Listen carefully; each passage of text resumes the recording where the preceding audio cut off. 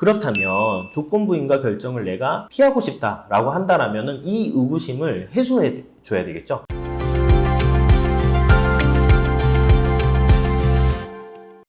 안녕하세요. 개인의 생길잡이 김우찬 변호사입니다. 오늘은 조건부 인가에 대해서 한번 이야기를 해보려고 해요. 이게 인가면은 인가지 조건부 인가는 무엇이냐? 말 그대로 인가인데 조건을 붙여서 내는 인가입니다. 자, 조건부 인가가 나오는 경우 왜 나오는가에 대해서 먼저 이야기를 해볼게요. 법원 입장에서 봤을 때 지금 인가 결정을 내릴 그 당시에는 채무자의 소득이랑 재산 상태가 뭔가 조금 의구심이 있는 거예요. 그러니까 채무자는 이렇게 주장을 하기는 하고 뭐 어쨌든 그 말을 믿기는 하고 개인회생을 시켜줘야겠는데 이게 법원 입장에서 봤을 때 뭔가 변동이 있을 것 같다라는 거죠. 뭔가 클리어하지 않은 상황이에요. 이제 그런 경우를 이제 염두에 보면은 이제 제가 이제 말씀드린 어떤 유형들이 이해가 되실 텐데요. 이제 첫 번째는 이제 최근에 창업을 하거나 취업한 경우입니다. 최근에 창업을 하거나 취업을 해서 이제 어떤 근로기간 자체가 1년이 되지 않는 경우에는요, 소득 자체가 정확하게 잡히지 않습니다. 그리고 법원 입장에서는 어쨌든 최근에 취업을 했고 창업을 했다는 것 자체가 개인 회생 자체를 위해서 허위 소득을 만들어낸 걸로 볼 수도 있는 것이거든요. 그러니까 어쨌든 지금 갓 취업을 해서 이제 받은 월급 가지고 개인 회생 자체를 진행을 하지만 장래에 너가 계속 그 회사에서 혹은 창업을 해서 어쨌든 발생하는 수익 자체가 계속 유지되는지,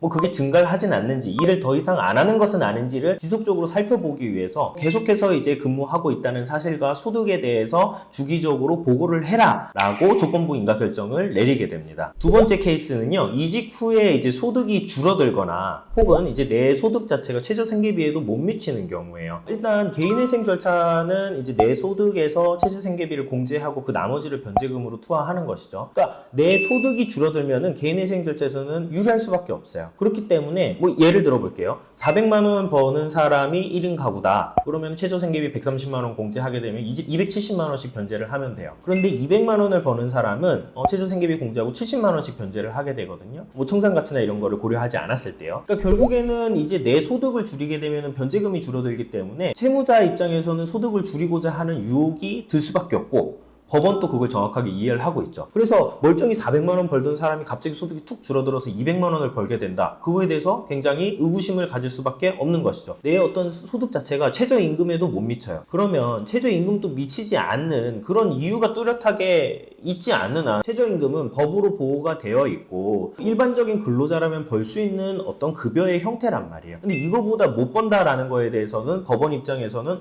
이거는 변제금을 줄이기 위해서 일부러 이렇게 하는 거 아니야? 라고 또 의심을 할 수가 있는 거죠. 그런데 어쨌든 지금 현출된 자료로는 이 사람이 버는 급여 수준이 딱 그렇게 정해져 있기 때문에 변제금 자체를 뭐 당장에 지금 뭐 바꾸거나 할 수는 없는 것이고, 이걸 이제 장래까지 이제 확장시켜가지고 계속 소득의 어떤 수준을 확인을 하는 거죠. 그래서 장래에도 계속 이 수준으로 버는지를 확인하고 그거보다 더 벌게 되면은 변제 계획안을 변경을 해서 더 변제를 해라 라고 법원 입장에서는 조건부 인가 결정을 내리게 되는 것입니다. 세 번째 케이스는요, 이직이 잦거나 혹은 이제 명확한 소득 증명이 어려운 경우예요. 그러니까 이직이 잦다는 거는 뭐 명확할 테고, 소득 증명이 이제 명확하지 않은 건 이제 대표적으로 일용직 근로자 분들이고, 사실 이분들 같은 경우에도 이제 뭔가 꾸준히 계속 이제 소득 활동을 한다기보다는 일을 좀 잠깐 특정 기간 했다가 또 쉬었다가 했다가 쉬었다, 이게 이제 반복되는 경우거든요. 그럼 법원 입장에서는 사실은 안정적으로 개인회생 절차를 진행하려면 소득도 안정적으로 나와야 되거든요. 그런데 이직도 잦고 뭔가 소득도 일정하지 않은 경우라면은 법원 입장에서는 의심이 있을 수밖에 없죠. 이거 계속 개인회생을 쭉 끌고 가서 너가 면책 결정 받기까지 잘 변제를 할 수가 있어? 에 대해서 의구심이 있기 때문에 이 부분을 지속적으로 확인을 하기 위해서 계속해서 어떤 소득이라든가 직장 어떤 근로 관련된 자료들을 제출을 하라라고 이제 하게 되는 것이죠.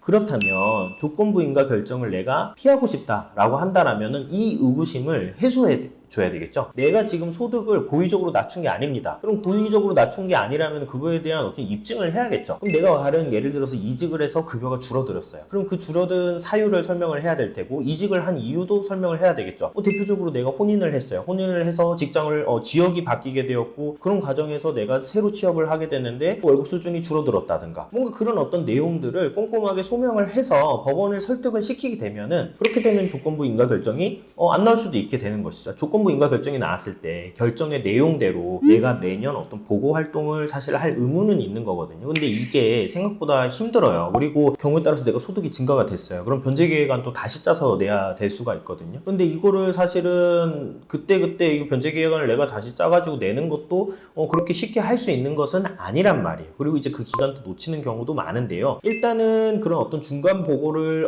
내가 하지 않았다 라고 해서 곧바로 개인회생 절차가 폐지되는 것은 아니에요. 일단은 내가 그 어떤 변제금을 잘 이제 변제를 하게 되면은요, 이후에 이제 면책 결정을 하기 위해서 심사를 하겠죠. 그러면은 그 심사 과정에선 드러나겠죠. 너 조건부 인가 결정 나왔는데 이런 거 보고를 하나도 안 했네? 그럼 너 지금이라도 가져와봐. 이런 식으로 이제 심사를 하는 과정에서 다시 그런 어떤 자료들을 제출을 하게끔 합니다. 그럼 그 단계에서 내가 제출을 했고 소득이 올라가고 이런 자료들을 제출을 하게 되면 어쨌든 내가 추가로 변제해야 되는 돈이 더 발생할 수 있잖아요. 그럼 그 단계에서 추가금을 내고 면책 결정을 받으실 수도 있어요. 그래서 일단은 가장 중요한 거는 성실하게 변제금을 변제하는 겁니다. 변제를 일단 쭉 잘 하시면은요, 일단 면책 결정을 하는 그 단계에 가가지고서는 다시 또 정리를 하실 수가 있으니까 조건부 인가 결정이 나왔다라고 할지라도 일단 가장 중요한 거는 변제다, 성실한 변제다 이렇게 보시면 될 것 같고요.